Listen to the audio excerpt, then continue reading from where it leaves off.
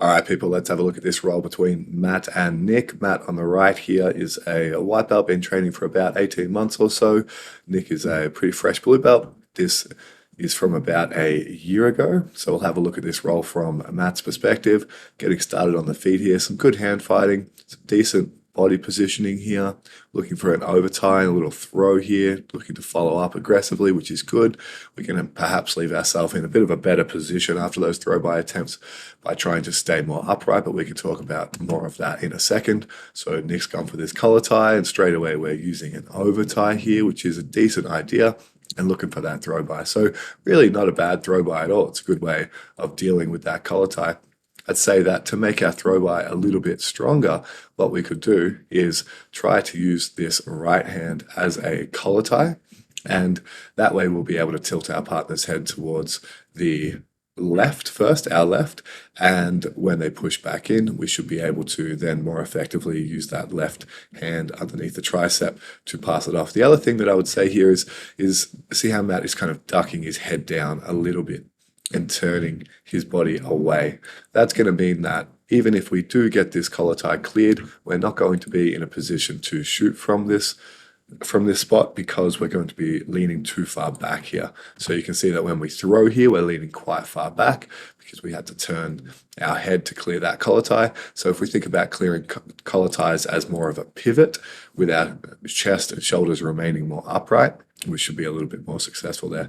So good job with that lead hand posting and then our right hand looking to follow up here. But a really good sequence that we can practice from this lead hand post is to try and use our right hand to hand fight. So with our right hand fighting, we might be able to start winning the inside space by sliding our forearm inside of Nick's forearm there. And that way we can start pummeling to underhooks or an inside tie and start controlling that space a little bit more. So this post is a good way of managing the distance, but we do need to be careful about this post kind of slipping up above the shoulder here. When this post slips above the shoulder, we're leaving our lead leg exposed, and that can make it easier for our partner to shoot in. So if we do want to use a lead hand post, we should try and keep it more in the middle of the chest below the collarbone there so that we can defend against our single leg a little bit more. And now going for this overhook isn't necessarily the best option because it means that we're giving our partner an underhook. So yes, there are lots of things that we can do with an overhook when wrestling, but in general, the underhook will win most exchanges, particularly when we end up on the bottom. We'd rather have an underhook than an overhook. So something that I would say here is that you can see that Nick is quite a collar tie heavy wrestler, which means that when we've done a good job at getting back to space here and we start expecting these collar ties, we can do very simple things like using a V with our fingers on the outside of Nick's arm and our thumb underneath the elbow here to try and create a V block and push the elbow up just so that the forearm clears above our collarbone there, and then that can help us change levels and shoot. So something that you can be ready for when you're wrestling is after you've done a good job at clearing some collar ties and you are expecting them to collar tie again, then try and anticipate that a little bit and look to shoot underneath the collar ties. So you can see there with that throw by attempt, we're still leaning backwards. This is a good example of not really being in an athletic position here because we're ducking our head down and we're unable to get too much offense off from this kind of leant over position there. So trying that throw by again and again, something that we can work on here, but definitely a decent way of clearing the collar tie. And so again here, we're kind of expecting that collar tie, so being able to shoot underneath it would be a very good skill to have. So now we've gone for an overtie with that hand, which is going to be difficult to snap the head down, but not impossible. And Nick manages to get his head back. So if we look at getting at this kind of collar tie position here, where we go over the top, then I would say a good thing to do here is to try and just wear on the head a little bit, but it's going to be quite difficult to snap our partner's head down with an overtie because their right hand is still going to be a collar tie. So you can see we've done a good job at getting our weight back and we're trying to snap it down, but our left elbow has come quite far away from our ribs, which means we're not in that locked in position we need to be in to really snap our partner to the ground with a chest movement rather than just a hand movement. The other thing is that this leg is available. So if we lead the leg of the arm that we are collar tying with and attempting to snap down with in front of us, then oftentimes we'll end up snapping our partner onto a single leg, which is no good for us. So here we do almost jump on that front head here, but I mean, a good job being aggressive, and a lot of the time aggression pays off with wrestling. So good work here.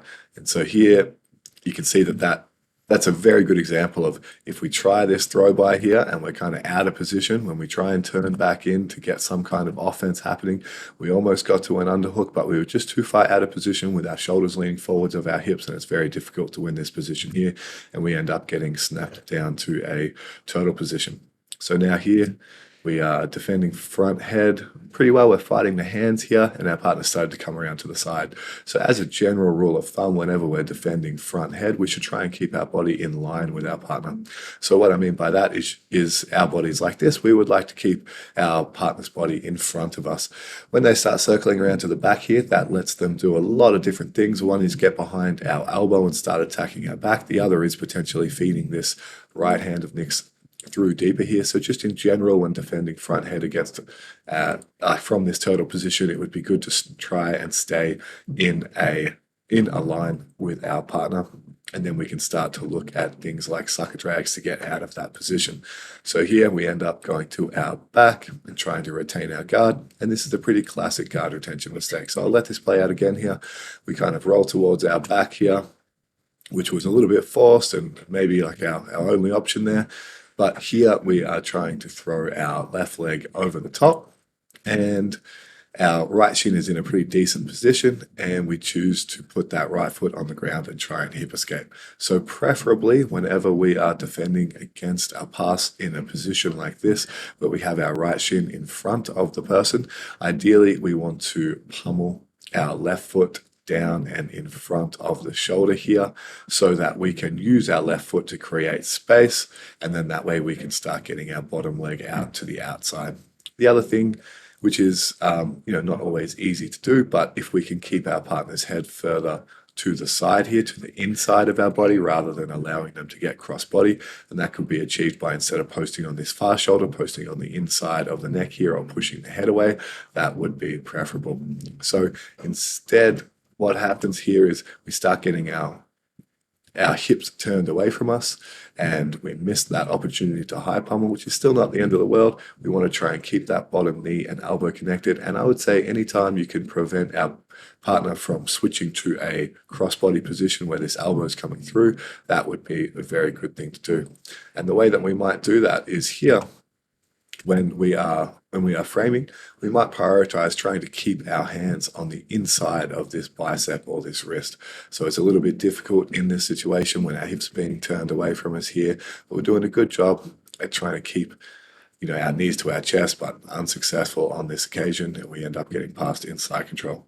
So here, really good instincts to try and get up with some sort of octopus variation here, but we do get trapped on our back. So let's see what we could have done differently to avoid being trapped on our back here. So number one thing is when we start getting up here, you can see that Nick is able to reach back for the crossface and potentially start flattening us out with that crossface. So the way that we would prevent that crossface is by bringing our left elbow towards the front of Nick's shoulder here.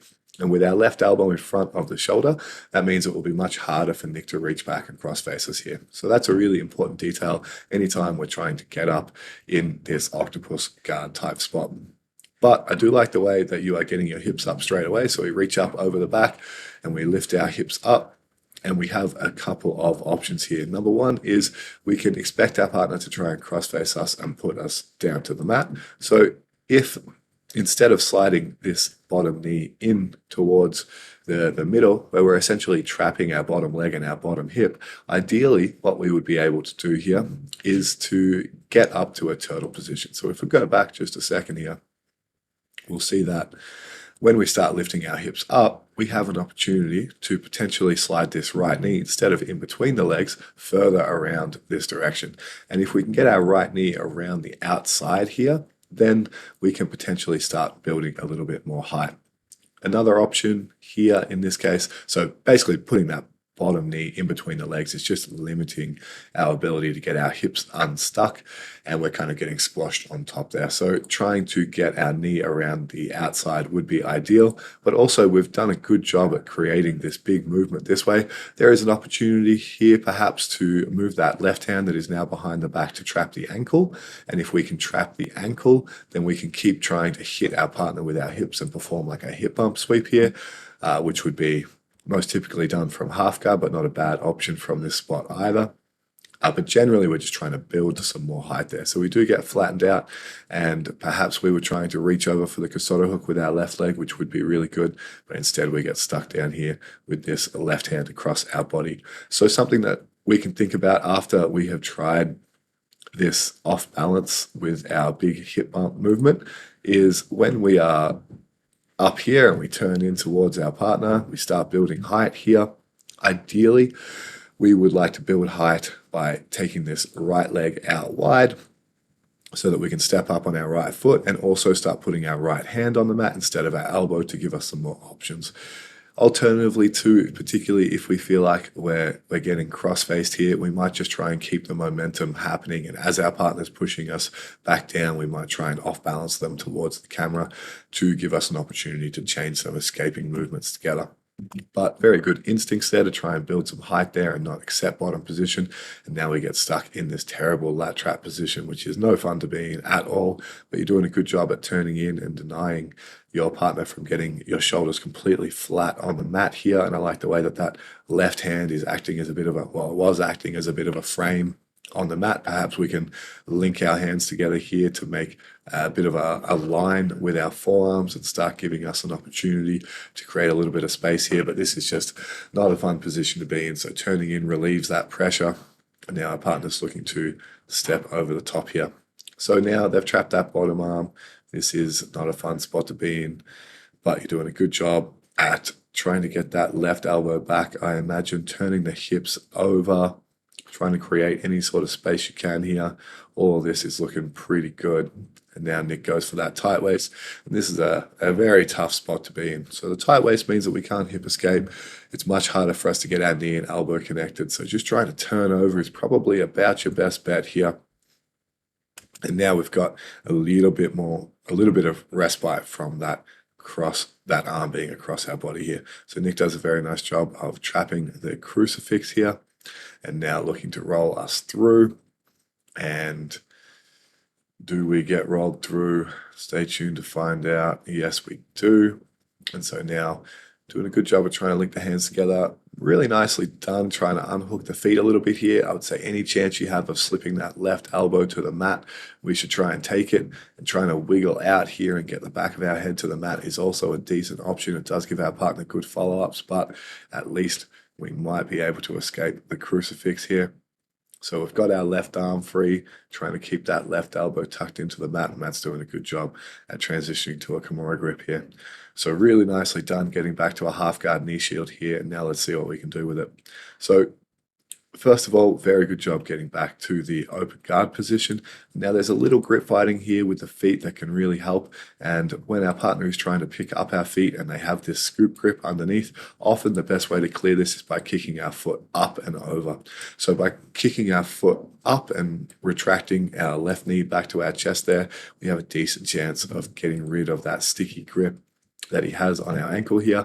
And when our partner is controlling both of our ankles here, it's just a lot harder for us to be offensive here. So if we can use our hands to strip the grip, that's good. But pulling your knees back to your chest here and trying to avoid this kind of throw by would be ideal. Very nicely done, Graham, being back to closed guard here. And straight away, we've locked our closed guard and attempting to control the posture. So all this is looking good.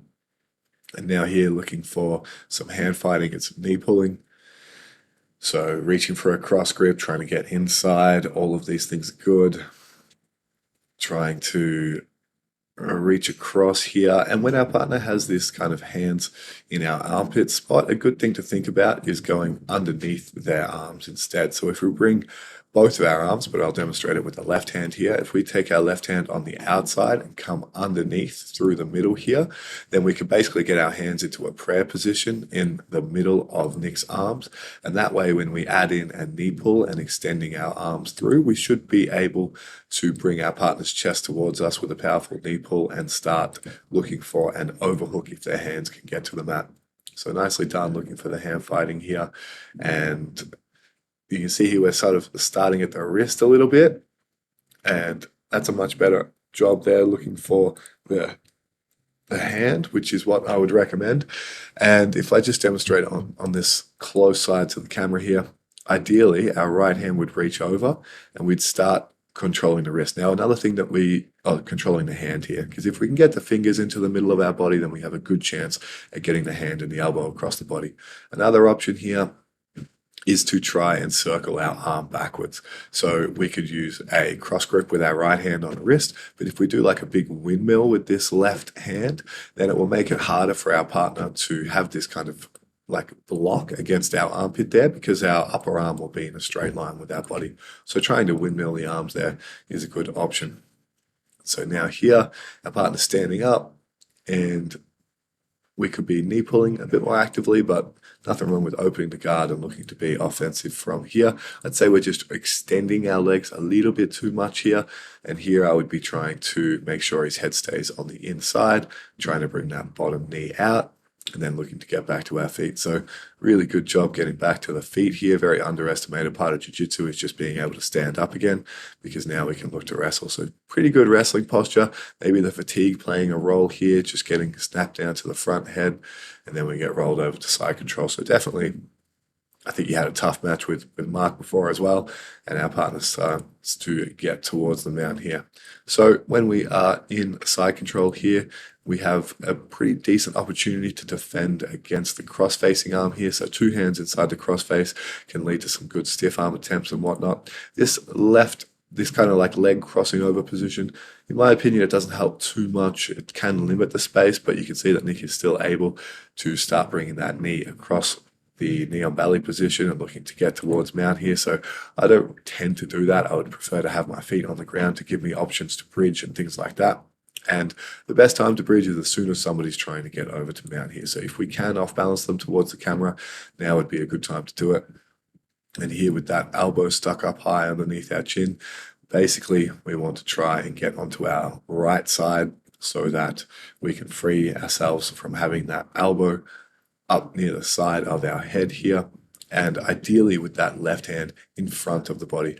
With our left hand on the outside here, it's a little bit harder to create space, so we do a good job of getting that hand backwards, but you can see that that left arm over the back doesn't help us frame, and it also makes us slower to get to this hand fight position here, and the Americano comes. So I'll just let that play a little bit so it's not just your pain face there at the end there. But really good work, Matt, and that's a pretty good scrap against a blue belt for your first couple of months of, well, first year or so of jiu-jitsu. I'd say the main takeaways from this is just wrestling position, and when we are performing those throw-bys and things like that, we want to try and keep a little bit more upright positioning so that we can leave ourselves in a position to shoot should the opportunity present itself. And then when we're on the bottom there, just trying to kick our feet free to avoid our feet being controlled and making the passer's life too easily. So hopefully this was helpful. I'll catch you guys on the next video.